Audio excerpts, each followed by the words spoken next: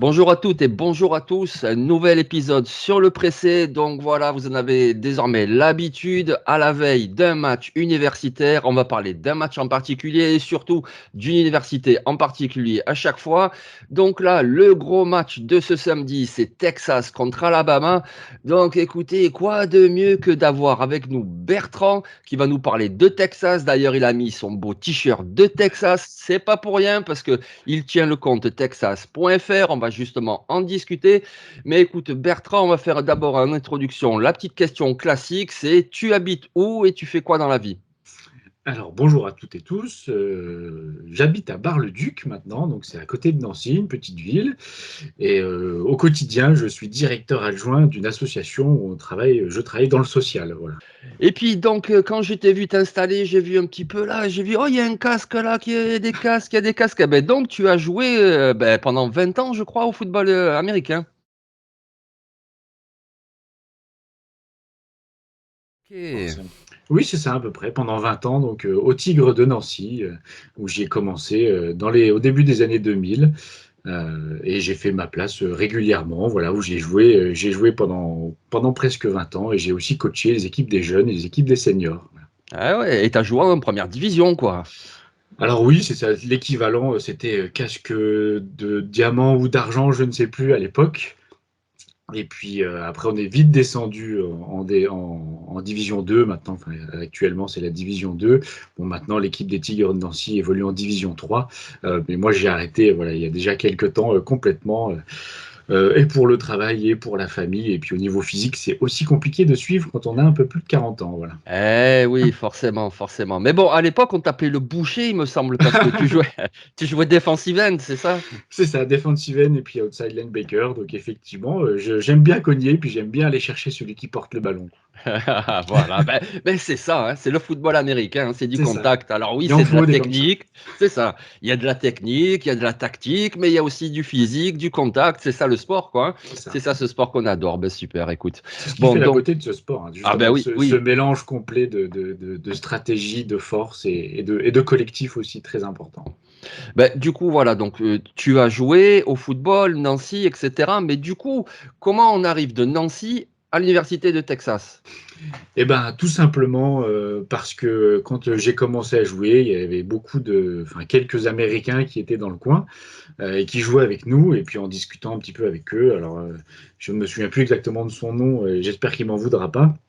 On en discutait et puis il m'avait dit va voir le college football, c'est mieux que la NFL et c'est plus technique, c'est voilà les jeunes se battent plus et effectivement bon même si c'était difficile à l'époque de trouver des matchs de football américain en streaming parce que ça n'existait pas comme aujourd'hui, euh, il a fallu que je me renseigne. Et puis, alors, il y avait quelques médias américains et les débuts d'Internet, hein, parce que je parle d'un temps où j'avais 18-19 ans, donc c'était pas forcément très développé.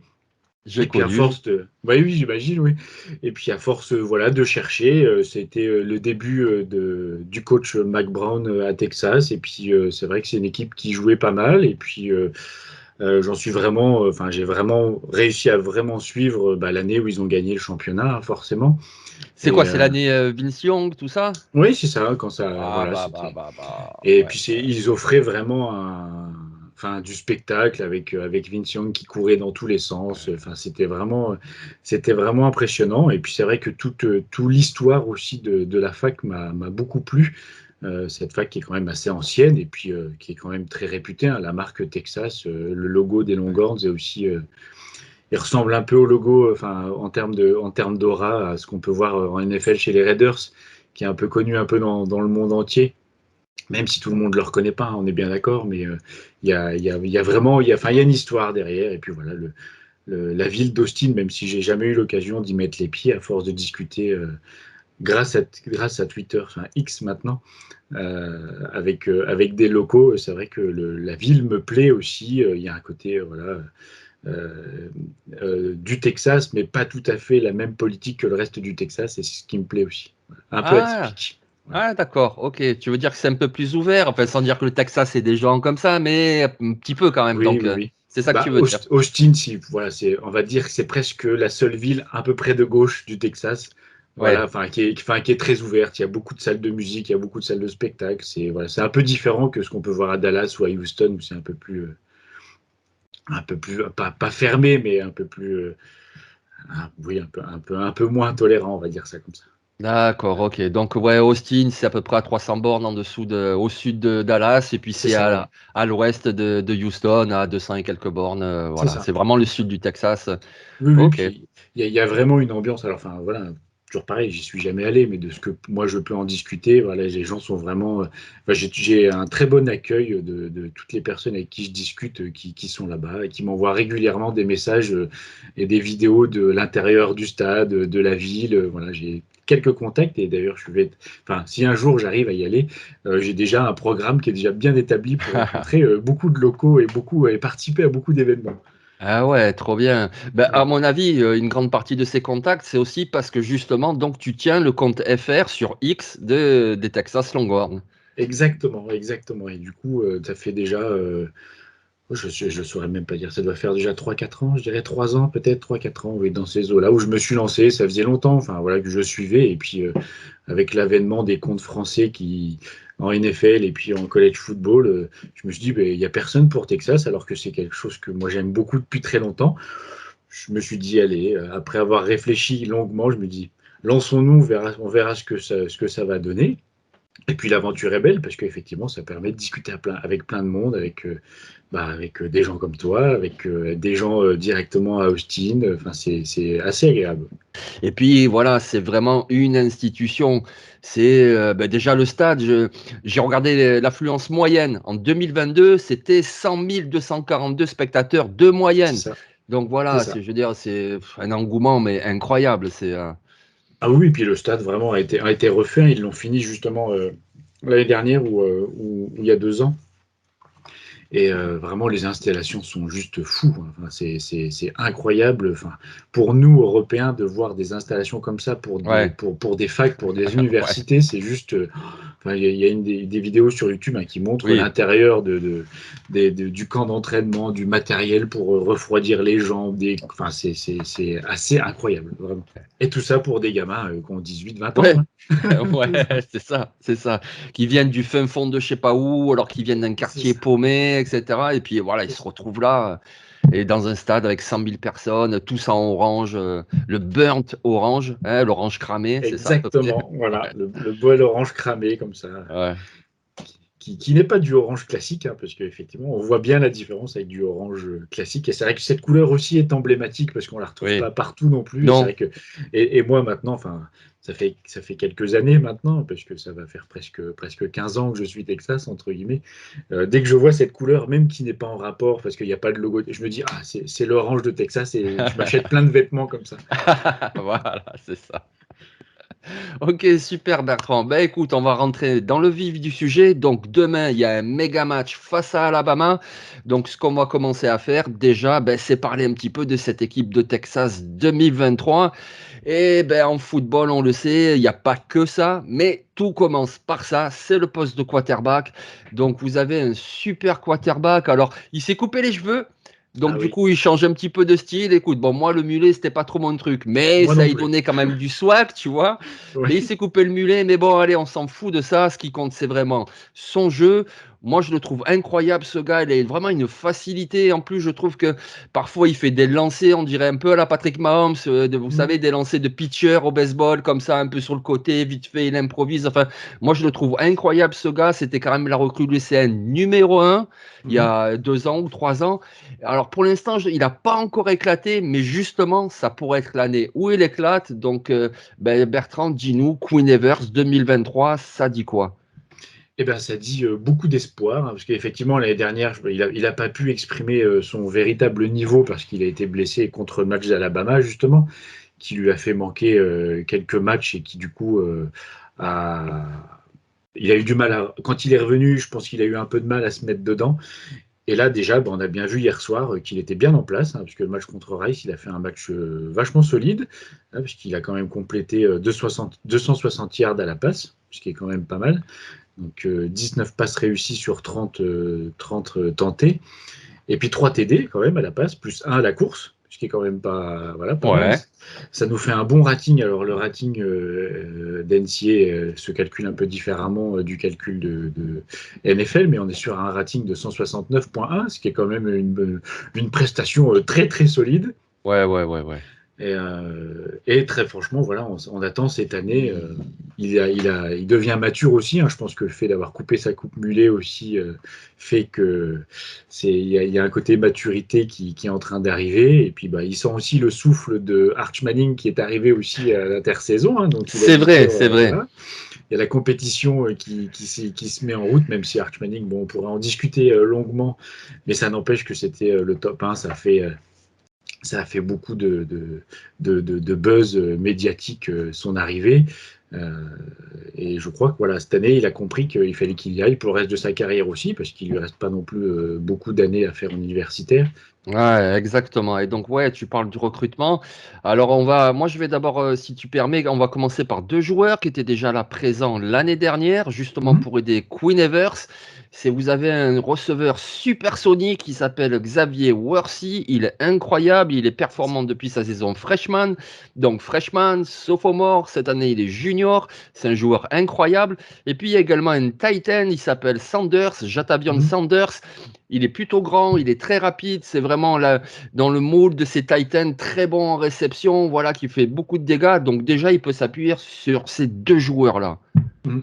Ah bah Worthy, hein, clairement, hein, c'est receveur star, hein, vraiment, et puis d'une explosivité. Enfin, moi, j'aime beaucoup son style voilà, ça peut partir dans tous les sens. Il est capable de faire des catchs de fou furieux. Il a des mains hyper solides. Alors, si la connexion avec Ewers fonctionne, ce qui fonctionnait pas trop l'année dernière, parce que surtout sur les tracés profonds où Ewers avait un petit peu du mal à trouver la mire correcte. Là, on a pu voir hier soir que en première mi-temps, l'attaque avait un peu du mal à trouver le rythme et on a réussi quand même à avancer parce que la connexion entre Ewers et Worthy a bien fonctionné et il a réussi, enfin, voilà, en un contre un, il est tellement explosif que sur une cover zéro en face des défenses, il peut prendre l'avantage sur quasiment n'importe quel DB, je pense, de la ligue.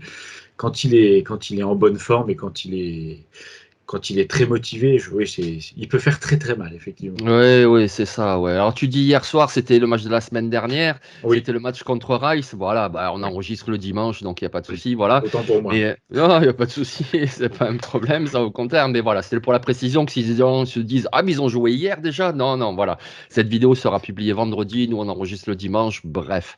On ferme la parenthèse, Xavier Worthy, quand on voit qu'un Zay Flowers, qui est un très bon joueur, hein, a été Mhm. choisi au premier tour, bah, Xavier Worthy, franchement, c'est largement premier tour aussi l'année prochaine, à mon avis, hein. Oh oui, oui, enfin, en fonction de la saison qu'il va faire cette année, on va croiser les doigts qu'il n'y ait pas de pépin physique, parce que c'est toujours ce qui peut faire un peu Oui, peur. Clairement, il part dans le round 1 haut la main. Enfin, je pense que s'il y a des équipes qui ne le prennent pas en round 1, qui ont des besoins en receveur, je pense qu'ils connaissent pas grand-chose. Enfin, il faut changer de scout, hein, clairement, parce on est quand même sur un niveau quand même assez impressionnant, hein, en termes de physique, de technique de pied, de technique de main, on est quand même sur quelque chose de très très costaud. Donc, après, c'est toujours difficile effectivement de passer à l'échelon supérieur, hein. La NFL, ça va plus vite, ça fera plus fort. oui. Mais il a de quoi, enfin, il a de très Ah, bons arguments pour aller chercher ce qu'il faut, quoi. ah ouais, ouais, je pense aussi, ouais. Et donc, avec lui, il y a aussi le Titan, Jatavion Sanders. Et il est intéressant ce joueur, hein.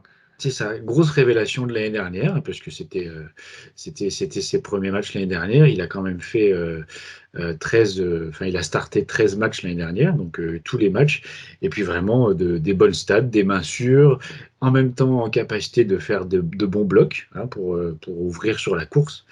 Et puis, et en même temps, capable d'aller chercher des tracés profonds, des tracés courts avec des bonnes mains. Donc, on a pu le voir aussi au dernier match contre Rice, donc la semaine dernière, où ça a bien fonctionné aussi. Il a même réussi, enfin, il a marqué un touchdown Ouais. Et réception, assez. il est parti, personne ne C'est le ça. rattrape, quoi. Ouais, ouais. Et dès qu'il arrive à prendre de la vitesse et que les jambes, les genoux se lèvent correctement, il a une pointe de vitesse aussi qui est alors quasi égale presque à des receveurs classiques, alors qu'il est quand même tight end. Donc, oui, c'est un beau bébé, quoi. C'est un beau bébé. Je pense que, de toute façon, l'attaque de Texas, très franchement, hein, c'est notre point fort cette année, hein. Oui, oui. On est sur quelque chose de costaud. La défense est un peu plus dans le flou, même si elle a rassuré dans le match contre Rice. L'attaque, c'est vraiment notre point fort. Voilà, c'est pas ce qui me fait peur, l'attaque. C'est pas ce Ah qui me fait ouais, peur. non, ouais, non, non, c'est clair. Voilà. Parce que voilà, on a déjà parlé un petit peu du quarterback. Voilà, Check, c'est vraiment un top prospect. Xavier Worthy, c'est un top prospect. Sander, c'est un top prospect aussi à sa position. Mais en plus, il y a Mhm. encore d'autres joueurs très intéressants en attaque. Il y a par exemple le receveur Jordan Whittington, voilà, qui a beaucoup C'est ça. d'expérience, qui a un bon Mhm. coureur de tracé, c'est un très bon joueur. Et en plus de ça, vous avez fait venir Adonai Mitchell par transfert. Il Exactement. arrive de Georgia. Donc voilà, tu as aussi ces deux joueurs là. Tu peux nous C'est dire un ça. mot de ces deux joueurs? Ça apporte en plus cette dimension-là de profondeur, de plus d'options encore pour Queen Evers. C'est ça. Alors Jordan Whittington, hein, qui entre dans sa dernière année, si mes souvenirs sont bons. Oui, il est senior, donc il rentre Mhm. dans sa dernière année. Qui, pareil, depuis qu'il est là, c'est un joueur solide avec une mentalité vraiment à toute épreuve. Enfin, il est toujours extrêmement motivé, toujours dans l'adversité, et puis qui a un gabarit assez impressionnant par rapport à un Worthy qui est plus longiligne, on va dire, et plus rapide. Lui, enfin, il aurait presque pu être running back, hein, clairement, parce qu'il a quand même un physique assez impressionnant et puis de très bonnes mains. Et voilà, il faut toujours un ou deux défenseurs pour le faire tomber. Il arrive après les catchs à gagner encore des yards après contact. Enfin, c'est vraiment, c'est un peu notre roue de secours en cas où les autres receveurs fonctionnent pas très bien. Ouais, c'est ça, il est trapu, il est costaud, et comme Ah tu oui, dis, voilà, réception, et puis après pour l'arrêter, c'est très difficile, donc il continue à avancer, et ça, c'est très très précieux dans un match. C'est un peu comme une soupape de sécurité quelque part. Et donc en exactement. plus, Adonai Mitchell, qui arrive de C'est Georgia, c'est ça. quand même un gros pédigré, ce gars-là. Je veux dire, Ah, même si c'est pas imposé à Georgia, d'accord, mais bon, Georgia, il y a beaucoup de monde, c'est mais le ça. talent, il est là. Je veux dire, le gars, il est très grand, il a de la vitesse, il a tout ce qu'il faut. C'est ça. Et puis, bon, un receveur qui fonctionne pas forcément à Georgia quand on voit la concurrence, bon, on part sur un mec qui a quand même des bases extrêmement solides, qui a été coaché aussi par un coaching staff extrêmement solide aussi. Alors, même s'il n'a pas fait sa place à Georgia, bon, quand on voit effectivement la compétition, on peut se dire OK. Et puis ben, on a bien vu déjà contre Rice, il a pris ses marques tout de suite, il a marqué. C'est vrai qu'il est extrêmement grand, il est solide aussi sur ses appuis, il a une vitesse aussi d'exécution, de changement de direction qui est quand même assez impressionnante. On a une receiver room, on va dire ça comme ça, qui est assez impressionnante cette année. Et c'est vrai que. Et en même temps, il fallait ça pour pouvoir aussi remplacer le départ de Bijan Robinson, Eh hein, oui. Alors oui, Bijan Robinson est parti, c'est un phénomène, c'est pas la peine d'en parler, tout le monde le connaît, il va tout défoncer cette année en NFL. Ok, mais bon, on avait déjà vu l'année dernière Jonathan Brooks, on l'a vu là contre Rice, il a été bon. Moi j'ai Mhm. découvert un petit freshman là, Baxter aussi, qui a l'air pas mal Oui. du tout. Enfin bref, pour le jeu au sol, c'est plutôt pas mal également. On a du talent, ça c'est certain. On a des running qui sont talentueux. Alors CJ Baxter, effectivement, qui est une recrue, ouais, c'est un freshman, hein, donc malheureusement qui s'est un peu blessé hier soir. Donc là, je Ah, suis sur les réseaux pour ah, essayer d'avoir des ouais. nouvelles rapidement. Bon, apparemment, ça serait la cheville qui serait un peu touchée. Bon, je pense, enfin, ils avaient pas l'air très alarmants sur la gravité de la blessure. Mais effectivement, voilà, on a Jonathan Brooks hier qui a fait, enfin, pas hier, pardon, le samedi dernier, Oui. donc, qui a fait le taf, hein, parce qu'il a quand même beaucoup, enfin, beaucoup de portée, et puis avec des belles courses. Et puis voilà, Killian Robinson, hein, qui était un transfert de mes souvenirs d'Alabama, je crois d'ailleurs, hein, et qui est arrivé l'année dernière. Et puis voilà, un sophomore qui est Jadon Blue, qui a joué quasiment toute la deuxième mi-temps contre Rice. Il y a du talent, il y a du talent, il y a de quoi faire. Maintenant, il faut que ça fonctionne, il faut que ça se mette en route. C'est des jeunes qui n'ont pas trop l'habitude de jouer non plus, donc face au niveau, il faut aussi s'adapter au niveau college football. Mais ça m'inquiète pas plus que ça non plus. Le running game, ça va se mettre en place. Et puis, il faut dire aussi qu'on a extrêmement de chance et qu'on a toute notre line de l'année dernière qui revient. Et ça, clairement. l'ossature, la colonne vertébrale fonctionnait déjà bien l'année dernière. Je pense qu'ils vont encore mieux fonctionner cette année. Et si tout clique à tous les niveaux, je pense que l'attaque de Texas peut quasiment, alors on va peut-être se moquer de moi, mais il va être quasiment inarrêtable, quoi. Ouais, ouais, mais c'est ça. Et puis, écoute, c'est justement le sujet qu'on allait aborder parce que, ben voilà, hein, le quarterback, les receveurs, les coureurs, le tight end, tout ça, c'est très bien. Mais si tu n'as pas de ligne offensive, ça craint. Donc, justement, tu vas nous redire un petit mot sur cette ligne offensive. Donc, a priori, voilà, c'est les mêmes. Donc, ils se connaissent, ils ont des automatismes. Moi, quand je vois le 5 majeur, il y en a un que je connais particulièrement, c'est Kelvin Banks. Voilà, Mhm. c'est un phénomène, c'est le tackle gauche. Après, les autres, je t'avoue, je les connais pas du tout. Donc, ben, dis-nous un petit peu, voilà, cette ligne offensive, un petit mot sur Banks et puis sur les quatre autres. Et qu'est-ce que ça donne? Alors Banks, hein, qui est dans sa deuxième année, donc il Oui, sophomore, seulement.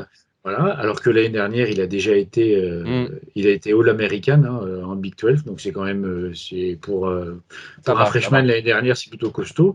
Euh, oui, c'est cette ligne offensive là qui est composée, hein, du centre, Jake Majors, pareil, qui est junior, donc lui c'est sa troisième année, qui est aussi très très solide.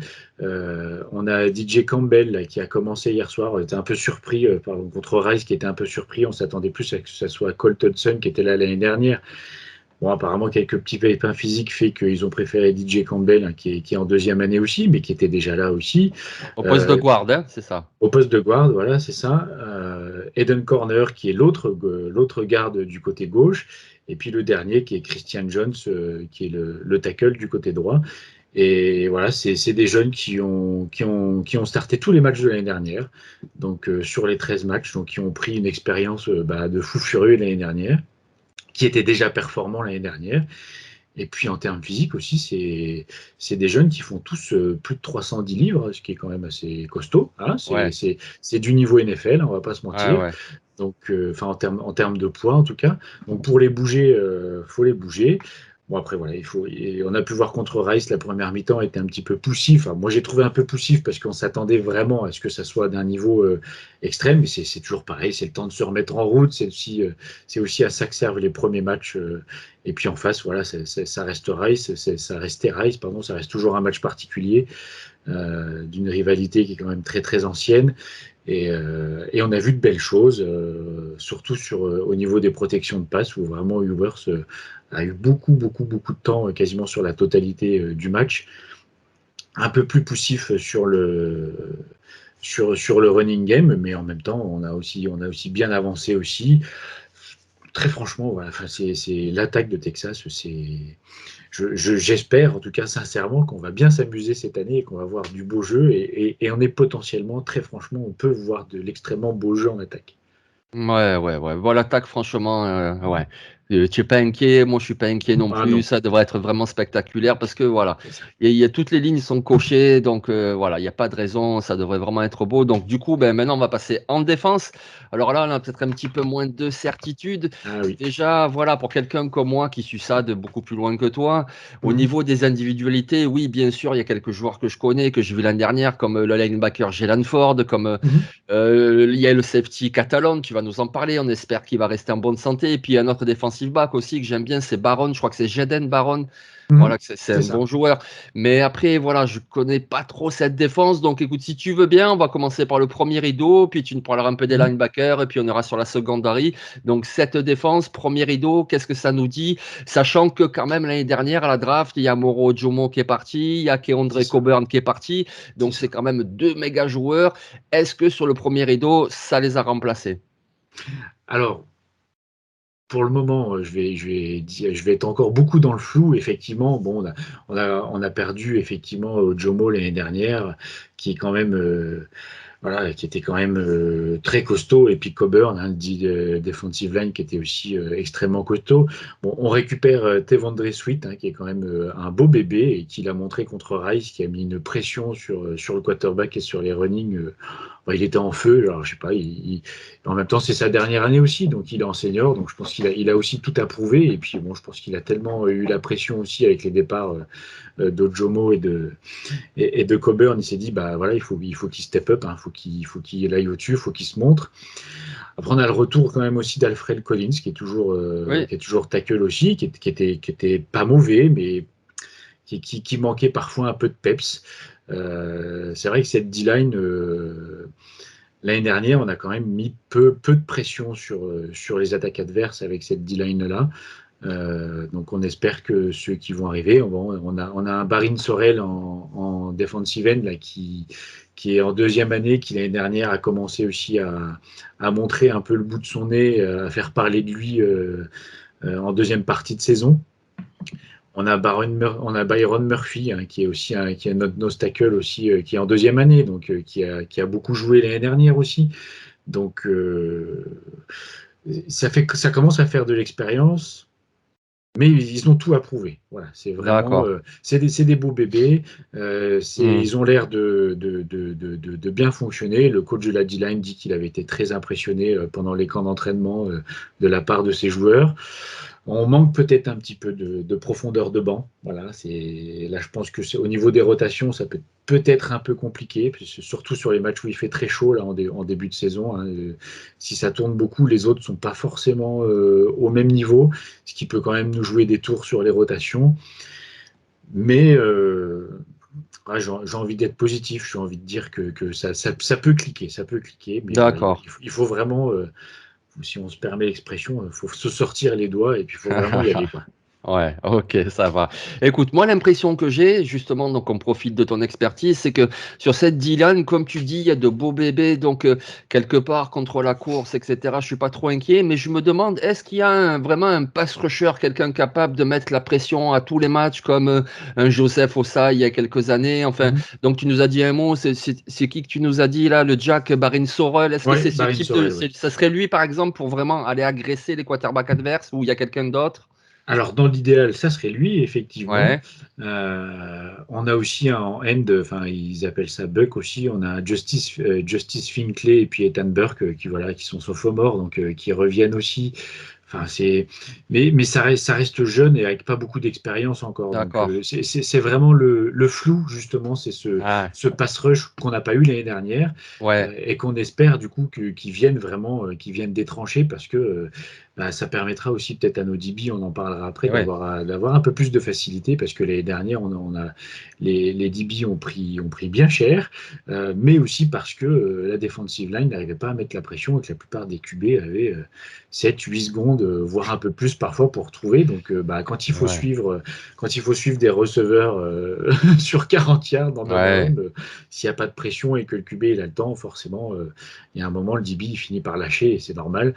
Euh, donc voilà, c'est la grosse interrogation à cette D-line, grosse interrogation et on va voir ce que ça donne. Contre Rice, ça a plus ou moins marché, mais voilà, il faut le dire, ça reste Rice. ouais, ouais, Contre Bama, ça sera pas la même ligne offensive en face, c'est ça. donc il va falloir y aller, il va falloir aller au combat. D'aller upset Bama à domicile, il va falloir que ça passera par une bonne D-line qui met la pression et qui laissera pas le temps, parce que on sait très bien que si on laisse le QB et les receveurs mettre en place, on va se faire découper tranquillement, mais sûrement. Ouais, ouais, c'est clair, c'est clair. Il faut absolument un bon edge rusher, donc quelqu'un qui se C'est développe ça. vraiment cette année, qui prend son envol. Donc pour l'instant, on Ouais. manque un petit peu de certitude, on attend C'est de ça. voir. Oui. Ok. Au niveau du second rideau, donc ben, là aussi, vous avez perdu de Marvion Overshawn qui a été drafté, mais il y a déjà Exactement. au minimum un très bon linebacker, il s'appelle Jalen Ford. Mais après, bon, ben, moi les autres, je les connais pas par contre. Donc ben, dis-nous si, ben, déjà si tu veux un petit mot sur Jalen Ford, mais s'il est entouré à côté de lui, qu'est-ce que ça donne? Alors, Jalen Ford, hein, voilà, qui va être la pièce maîtresse, hein, qui a fait une saison l'année dernière complètement fantastique. Hein. Enfin, c'était le meilleur plaqueur de la Big 12. Il avait des interceptions. Il avait d'ailleurs plus d'interceptions que la plupart de nos DB. Donc, ça, voilà, faut se poser les bonnes questions aussi. Mais vraiment, Jalen Ford qui va être, voilà, qui est en middle, qui va être vraiment la tour de contrôle. Ben, on l'a encore vu contre Rice. Hein, il a réussi à faire une interception. Je ne sais pas combien de plaquages. Oui, Enfin, il était partout. C'est vraiment l'homme fort de la défense. Voilà, c'est vraiment. c'est l'homme Ford. Ah oui, c'est Oh, l'homme oh, Ford, oh, oh. exactement. Un bon jeu de mots, j'y avais pas pensé, mais effectivement, voilà, c'est vraiment, il va falloir qu'il soit là parce que c'est vrai qu'il est entouré, mais pas beaucoup d'expérience autour de lui. Ah, Euh, donc en linebacker, c'est bon, on a un senior hein, qui est Bush là, qui revient, qui était là l'année dernière. Et en même temps, qui l'année dernière, on l'a pas beaucoup vu non plus. On a un Maurice Blackwell Junior qui est junior aussi, donc qui va commencer à prendre des reps aussi. On a un freshman sur lesquels, qui a joué contre Rice et qui a montré de bonnes choses, qui s'appelle Yona Lefaux, qui était pareil dans le top 5 en high school à son niveau. Donc sur le papier, c'est toujours pareil. On a du talent. On a un Tony Hill aussi, pardon, qui est arrivé de high school et pareil, qui était le premier ou le deuxième de l'année dernière en high school aussi, à sa position. Donc, mais il faut que ça prenne. Voilà, il faut que ça prenne. Alors moi, j'étais un peu rassuré contre le match de Rice parce que c'est la défense sur laquelle j'avais le plus peur et c'est celle qui a marché tout de suite. Voilà. Bon, on a pris 10 points, ce qui est quand même pas énorme en Big 12. Si ça clique, ça va marcher, ça va être parfait. Si ça clique pas, ça risque d'être vite compliqué. Ok, ouais, je vois. Voilà. D'accord. Donc, écoute, on a parlé tout à l'heure de la pression du premier rideau qui pourrait aider la secondary. Ben, on va passer à la secondary maintenant. Donc, au niveau de la secondary, il y a un joueur qui est très très intéressant, je trouve, c'est Jalen Catalon. Voilà, ça fait quelques années déjà qu'on le connaît avec Arkansas. Le souci de ce joueur, c'est pas le talent, parce qu'il est bourré de talent, c'était plutôt les blessures. Donc maintenant, cette année, sans doute sa dernière au niveau universitaire, il est à Texas. Donc il y a quand même de grosses attentes pour ce joueur-là. En plus, on parle de Texas, je veux dire, Earl Thomas, par exemple, le safety. Alors, je dis pas qu'il sera à ce niveau-là, mais Jalen Catalon, c'est quand même ce type de talent. Et je pense qu'il y a beaucoup d'attentes pour ce joueur. Oui, oui, de grosses attentes, surtout qu'on a toujours été un petit peu en deçà au niveau des secondaries au Texas ces dernières années. Enfin, ça a toujours été un peu compliqué. Et du coup, voilà, le transfert qui est arrivé, on l'attend en grande forme. On attend ce qu'il intercepte, ce qui nous manquait un petit peu, un DB un peu clutch, hein, qui arrive à faire des interceptions quand il a la balle pas très loin. Voilà, donc il a vraiment je pense une grosse pression, effectivement, surtout que c'est sa dernière année. Donc il a tout à prouver et il a les capacités, à mon sens, de prouver et de faire quelque chose de bien. S'il arrive à nous loquer certains receveurs, idéalement contre Obama, ça serait plutôt pas mal. Ouais. Ouais, ça serait bien. On compte sur lui, ouais. Et pas très loin de lui, que ce soit en safety ou en nickelback. Donc, il y a un joueur que moi j'aime beaucoup aussi, il s'appelle Jadé Baron. C'est Et ça. lui aussi, il est pas mal du tout, hein. C'est ça, un retour de l'année dernière aussi, hein, qui était starter l'année dernière, qui a fait 9 starts l'année dernière. Il a joué sur les 11 matchs, euh, qui est aussi un excellent joueur avec une bonne vision du jeu, avec vraiment une explosivité aussi. Alors on est sur des postes, hein, qui sont quand même très, très difficiles, hein, en termes, enfin, sur les DB, tout ce qui est secondary, c'est quand même très, très compliqué. Ouais. Et on attend aussi beaucoup de lui. C'est aussi une bonne machine à plaquer. Hein, en intersaison, j'imagine que les coachs se sont posé la question de le ramener un petit peu au niveau des linebackers parce qu'il avait pas mal de plaquages aussi l'année dernière. On attend beaucoup de lui, vraiment. Et puis un joueur qui s'est toujours aussi montré exemplaire en termes de motivation et de comportement sur le terrain. Donc c'est vrai que c'est quelque chose qu'on attend beaucoup de sa part. Ok, donc ça c'est parfait. A priori, on a déjà deux joueurs très très forts, mais plus ou moins dans l'axe du terrain. Mais du coup, ça donne quoi au niveau des cornerbacks extérieurs? Alors, on a Ryan Watts, hein, qui revient de l'année dernière, qui bon, était, je ne vais pas dire moyen, parce que je trouve un peu méchant, qui était efficace, mais qui n'était pas clutch, c'est-à-dire qu'il a raté, il a droppé pas mal d'interceptions l'année dernière. Alors, bon, c'est toujours plus facile à dire qu'à faire, hein, quand on est derrière son écran, on est bien d'accord. Et puis, on a Jérine Thompson qui est de l'autre côté. Alors, on attend beaucoup, on a une recrue là, qui est arrivée, hein, qui s'appelle Malik Mohamed, qui était pareil dans le top 5 de sa position en high school, là, qui arrive d'une high school de Texas, hein, enfin qui est originaire du Texas. On recrute beaucoup dans le Texas, hein. Bon, en même temps c'est classique. Et puis on a un Ouais, et vivier de puis joueurs qui est, voilà, qui est assez voilà. important. Tant qu'à faire, on va chez les C'est meilleurs, ça, hein, parce que voilà. on est d'accord. Pour ceux qui suivraient depuis peu de temps, voilà, le football universitaire et donc encore moins le football au lycée, je veux dire, évidemment, ça joue dans les lycées de tout le pays, évidemment. Mais après, si on doit détacher des États qui sont vraiment spécialisés pour former les très très bons joueurs, c'est Texas numéro 1, et puis ensuite c'est Floride et c'est Californie. Mais Exactement. Texas, c'est le number 1. Donc forcément, quand tu es une université du Texas, ben, si tu recrutes dans ton État, tu recrutes que des super joueurs. Voilà, il y en C'est ça. a 300 000. C'est un petit peu comme, je sais pas moi, un club de Rio qui va voilà, choisir des jeunes joueurs, des footballeurs à Rio, parce que voilà, il n'y a que de ça. C'est le Texas, c'est waouh. Et puis enfin, la high school au Texas, c'est un autre monde aussi. Faut Oh là voir. là, Il ouais, il y y a des a, stades de 20 000 places Ah oui, oui, et qui sont remplis à tous les et qui sont matchs. remplis tout le temps, voire plus que 20 000. Hein. On a des Ouais, grosses universités qui ont des stades de 50 000 places. Enfin, ouais, 50 000 places, c'est du niveau de notre Ligue 1, nous, au ouais, foot, ouais, au ouais. soccer. Donc, c'est quand Et même c'est assez du impressionnant. lycée. Ouais, ouais, C'est c'est ça. vrai. Et c'est du lycée, quoi. Et Ouais, puis, ouais, la ville s'arrête le vendredi soir, hein, ouais, pour aller voir l'équipe. Donc, c'est assez ouais, impressionnant. Donc, oui, on recrute beaucoup. Euh, voilà, sur les DB, ça a toujours été un petit peu notre point faible ces dernières années, ouais. malgré quelques-uns qui étaient bons, hein, parce que l'année dernière, voilà, on avait quand même Dishon Jamison qui est parti Oui, là en NFL, enfin, et puis on avait Anthony Cook l'année dernière aussi. Bon, c'était les deux qui étaient deux super seniors, hein, c'était ceux qui avaient eu le droit de faire une année de plus avec le Covid, donc qui avaient une expérience, voilà, un peu plus importante. Cette année, on a quelques seniors, mais voilà, on a Jalen Catalon, dont il a tout approuvé. On a Jadé Baron, voilà, qui arrive, qui est senior aussi. On a Ryan Watts, hein, qui est senior aussi. On a Thompson, qui est senior aussi. Donc, on se dit qu'il y a de l'expérience. Et en même temps, si on se base sur ce qui s'était passé l'année dernière, bah, je pense que les derniers qui sont arrivés, les derniers recrutements, on peut vite les mettre à la porte s'il y a plus de talent. Voilà, ok, donc, ok. après, l'émulation fait que hein, chacun va essayer d'augmenter son niveau. Bon, Oui, après, si Catalogne est en forme, je pense il est bien au-dessus de tout le monde. Hein, oui. en secondary, on est bien d'accord. Et puis, si Malik Mohamed peut vite prendre sa place, la place de titulaire par rapport à Watts, qui, je le répète, est bon, mais pas bon dans le sens étincelant. Bon, voilà, Ouais, ouais. il est entre guillemets juste bon.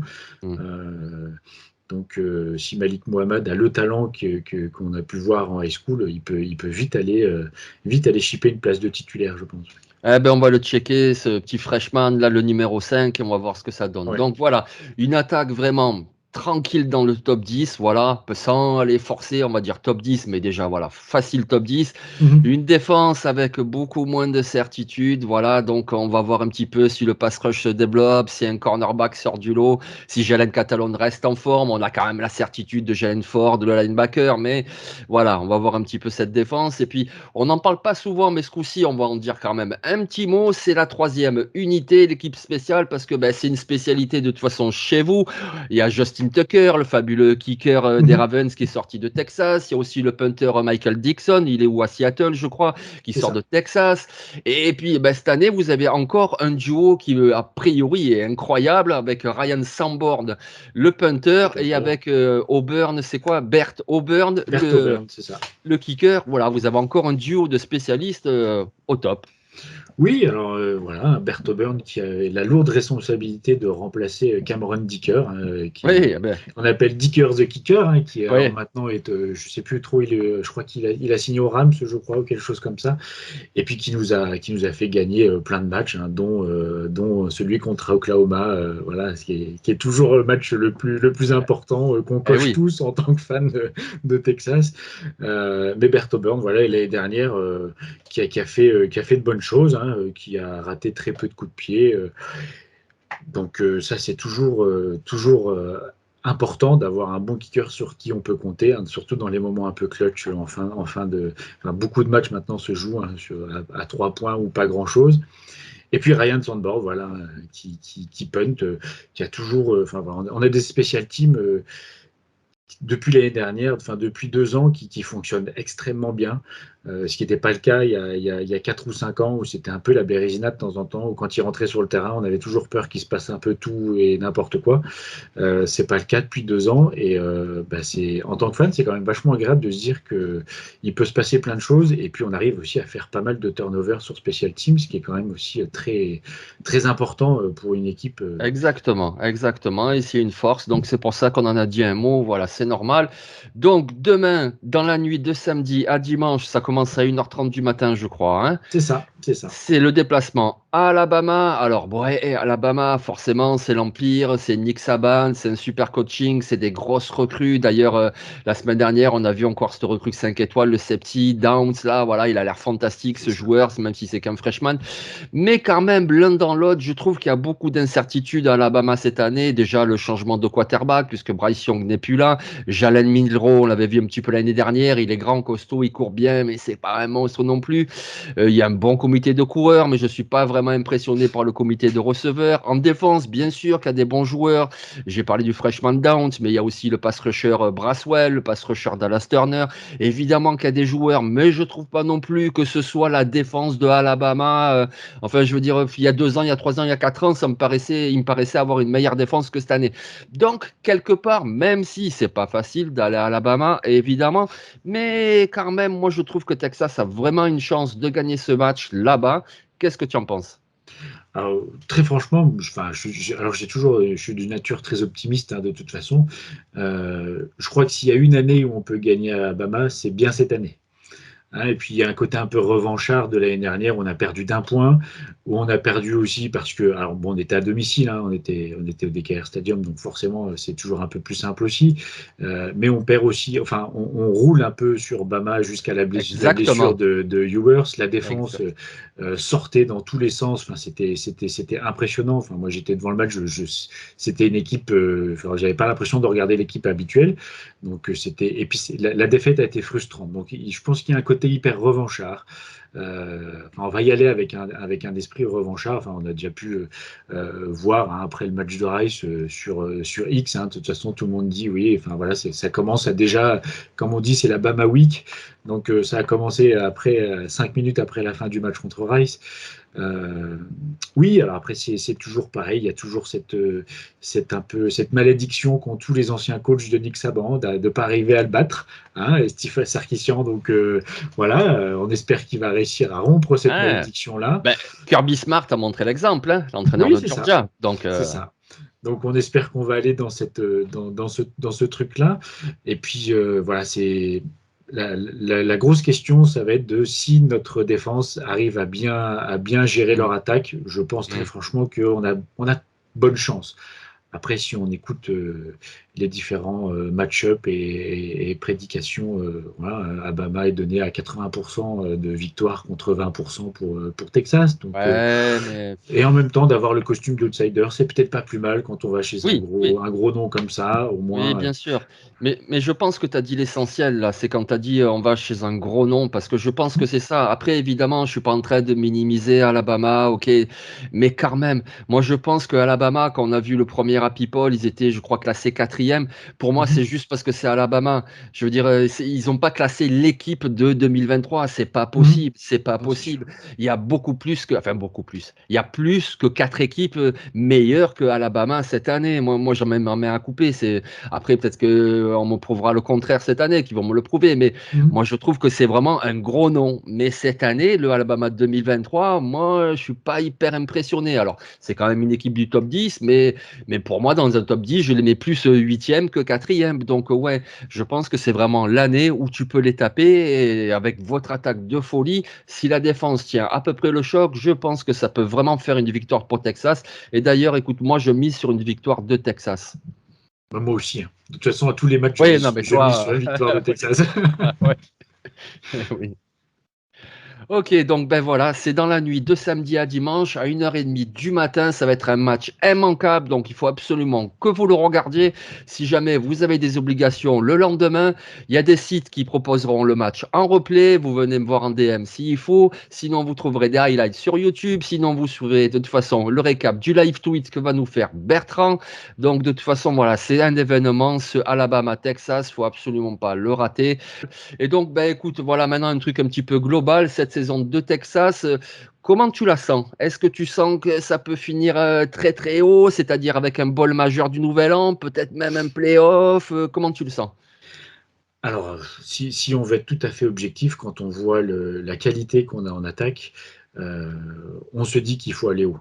Parce que Ouais, c'est la saison où il faut aller haut, parce que voilà, avec Ewers, enfin, avec les attaquants qu'on a, avec notre O-line qui revient, on ouais. se dit que si ça fonctionne pas, euh, C'est qu'après, Ouais, il va y avoir un problème au niveau du coaching staff. Ça va ouais. faire encore. Enfin, on connaît tout le drama qu'il peut y avoir dans ces grosses équipes comme ça quand on a une saison qui fonctionne pas. Donc Et en déjà même gagné la Big 12, Oui, ça très franchement. En plus, a priori. c'est notre dernière année, hein, parce que Oui, l'année prochaine, on part en oui, SEC. Donc, il faut la gagner. Voilà, il faut oui. la gagner. On a vu que TCU avait perdu la semaine dernière contre Colorado. Donc, ça fait déjà une équipe en Big 12 qui sort un peu de la course, entre guillemets, presque au premier match. C'est un peu compliqué de le dire aussi rapidement, mais en même temps, on ne s'attendait pas vraiment à ce qu'ils perdent, surtout qu'ils étaient quand même en finale nationale l'année dernière. La Big 12, oui, ça me paraît indispensable si on veut pas que la saison, qu'on dise que la saison soit pas correcte. Voilà. On Donc est du obligé coup, d'aller au moins en finale de la Big 12.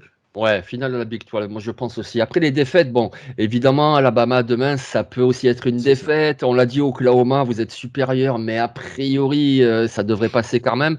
Mhm. Donc quand on voit après, vous avez du Houston, BYU, Kansas State, Iowa State, Texas Tech, bonne équipe. Il y a des bonnes équipes, évidemment, mais moi je pense que ça peut terminer la saison avec une défaite au maximum, hein. Oui, alors bon, je partais du principe toujours. Enfin, moi, j'étais parti personnellement sur une saison à 10-2. Voilà, parce qu'il y a, 10-2, ouais. il y a toujours un match où parfois on peut passer à Hmm. travers. Kansas State, moi, me fait quand même un peu peur aussi parce que c'est quand même une grosse équipe. C'est toujours. Et puis, c'est dans ce contexte de c'est la dernière année en Big 12. On connaît un peu l'animosité qu'il peut y avoir après le départ, l'annonce du départ d'Oklahoma et de Texas. Donc, les équipes vont être un peu revanchardes Ouais, on va les en taper disant avant que. on va les Ouais, taper avant qu'ils partent pour leur ouais, montrer qu'ils n'ont pas le niveau pour ouais. aller en SEC. Bon, voilà, c'est une année de tous les dangers et en même temps, c'est une année de tous les espoirs parce que en termes de talent sur le terrain, c'est la troisième saison de Steve Sarkisian, donc ça commence aussi à prendre en place. Il a vraiment l'équipe qu'il a façonné avec les joueurs qu'il a recrutés par rapport à son style de jeu. Lui aussi a pris de l'expérience en tant que head coach. Si tout clique, ça peut aller très loin. Si tout clique, ça peut aller très très loin. Euh, alors, on peut même aller jusqu'à se dire qu'on peut aller en playoff, hein. Ça commence à tourner un petit peu parce que forcément, après, on est toujours très, très optimiste, hein, donc forcément, puis il y a toujours beaucoup Ouais, ouais, d'attentes. ouais, ouais, ouais, ouais. Moi, très franchement, si on va dans un bowl majeur, je pense que la saison sera une vraie réussite. Et puis, on va reconstruire sur plusieurs années. Voilà, on est en reconstruction depuis que Steve Sarkisian est arrivé. Ça fait une dizaine d'années qu'on marche pas très très bien. Là, ça fait 2 saisons où on parle beaucoup plus de nous. Il y a beaucoup plus de talent en termes de recrutement sur le terrain. Et puis, c'est le temps de reconstruire aussi cet esprit de compétition qui avait manqué sur ces 10 dernières années. Et si ça continue comme ça, je pense que ça peut aller loin sur les prochaines années. Je pense que Steve Sarkisian, il peut vraiment mettre en place une dynastie s'il arrive à faire face à ces vieux démons, à tout ça. Si tout fonctionne bien. Mais pour le moment, ça a l'air extrêmement bien parti quand même. Moi, j'ai très confiance dans le coaching staff qui est vraiment talentueux, que ce soit en attaque et en défense. Et si les fans et tous les donateurs arrivent à donner le temps de construire correctement, je pense que sur la durée, ça peut être quelque chose de correct. Mais c'est toujours pareil à Texas, on veut des résultats rapides et immédiats. Donc voilà, on a Ben du oui, mal ben c'est avec la normal, hein. temporalité. Oui, oui, oui, c'est sûr, mais Ben voilà, quand tu as, j'allais dire un club, mais un club, une université, voilà, où tu as c'est 100 ça. 000 personnes dans le stade, où, voilà, Il où tu faut as que un ça marche million de vite. supporters de partout, forcément, il n'y a pas de patience, ça c'est mais c'est normal. Et c'est ça aussi qui fait la pression du truc et qui pousse les gens à se dépasser. Donc, ouais. Et bon, ben voilà, écoute, la saison 2023, elle va être en tout cas très excitante. Et puis, ça commence ben, donc demain, je le redis. Alors, c'est pas une provocation, mais c'est parce que voilà, c'est la tasse dans laquelle je bois le café tous les jours. Donc, on a Alabama contre Texas avec ton beau maillot, ton beau Mhm. t-shirt. Et voilà, c'est vraiment un immanquable. Et je pense que justement, à partir de ce match-là, ça va déterminer un petit peu la saison. Alors, c'est-à-dire que s'il y a défaite, ça ne va pas condamner la saison. Ça pourra quand même faire une bonne saison. Mais s'il y a victoire, par contre, alors là, les espérances vont encore augmenter. Et ça pourrait faire une saison fantastique. Donc, écoute, ben, en tout cas, on te le souhaite. Donc, il faut une Merci. victoire de Texas dans la nuit de samedi à dimanche à 1h30 du matin. Écoute, ben, je te remercie Bertrand, c'était vraiment très très intéressant. Merci beaucoup, merci à toi. Et puis, comme on dit au Texas, who came? Hook 'em, hook 'em up, ouais, ça va. Ok, quant à nous les amis, ben, on se retrouve la semaine prochaine et pareil, le vendredi, on fera une vidéo d'un match du samedi avec un spécialiste d'une université. Allez, ciao. Eh ben super.